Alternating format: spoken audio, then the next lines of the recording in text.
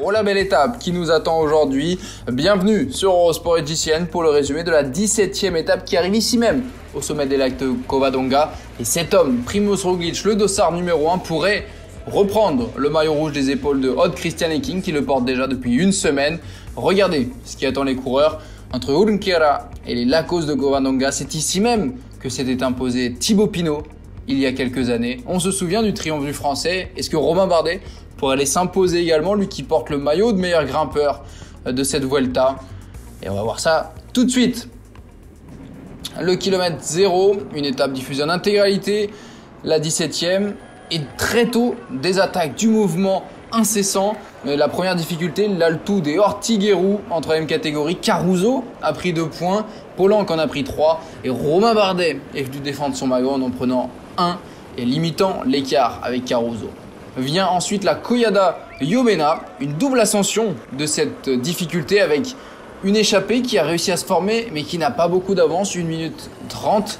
Et même Mikel Landa qui passe à l'offensive, c'est à se demander si le Basque était encore sur les routes de la Vuelta. À l'avant, on retrouve notamment Olivier Le Gac, le français, le breton même de la Groupama FDJ, qui va tenter sa chance en solitaire. À l'arrière, Odd Christian Eiking n'est pas dans une bonne journée aujourd'hui, ne sera sans doute pas le grand jour que l'on attendait pour Odd Christian Eiking, qui est distancé dans la première ascension, qui va revenir dans la descente, mais ses minutes dans le peloton sont en sursis, elles sont comptées, alors qu'Olivier Le Gac vient d'être repris par le peloton. Un peloton qui a changé de physionomie, c'est désormais Ineos qui roule avec Sivakov, et regardez, c'est ce moment que l'on attendait, 61 km de l'arrivée, et Egan Bernal vient d'attaquer. Le maillot blanc de meilleur jeune n'est suivi que par un homme, Primož Roglič, le Slovène de la Jumbo-Visma. Derrière, ça bouge un petit peu avec un maillot bleu de la Movistar, sans doute Miguel Ángel López.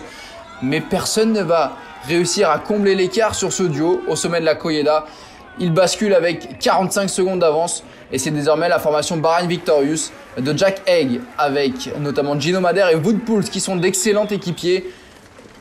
Au sommet, on a vu Guillaume Martin basculer en dernière position. À l'avant, ça se fait peur. Dans la descente qui est glissante due à la pluie, Bernal n'est pas passé loin de la faute. Ce sera le cas malheureusement pour Odd Christian Eiking qui va glisser en prenant peur car il y a une chute devant lui. Regardez, Vlasov notamment est à terre. Le coureur russe de la formation Astana souffre terriblement.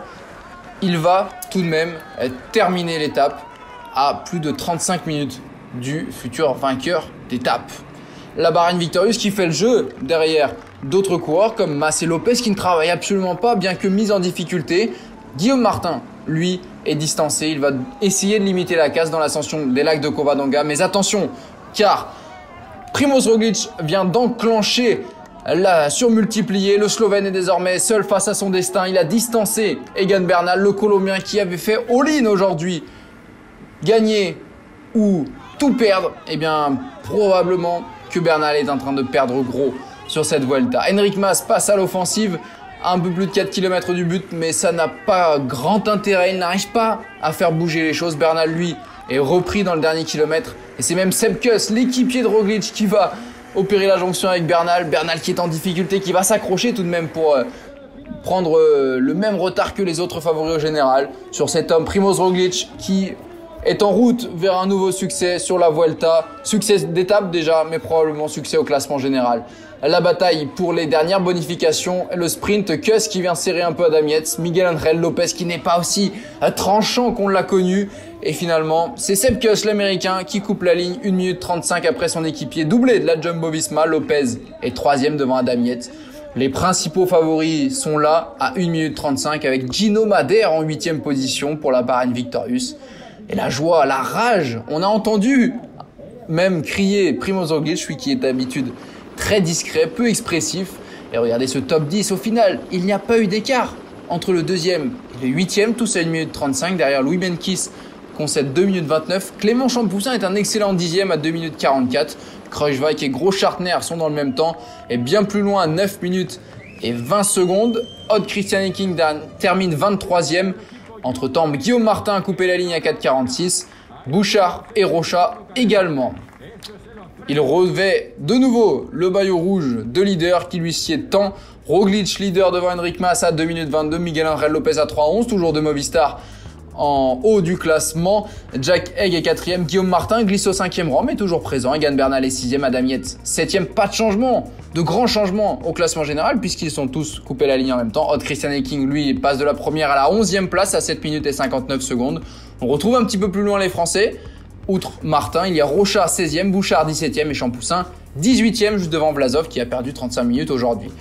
L'étape de demain entre Salas et l'Alto del Gamoniteru, une grosse étape de nouveau, une très grosse ascension finale du côté du Gamoniteru, 162 km 600, encore une fois en intégralité sur Eurosport JCN. On vous invite à être avec nous ce jeudi pour suivre ce qui devrait être une nouvelle explication en haut du classement général entre les grimpeurs. Si quelqu'un veut faire chuter Roglic, ce sera demain ou jamais, car la fin semble plutôt favorable aux Slovènes de la Jumbo-Visma.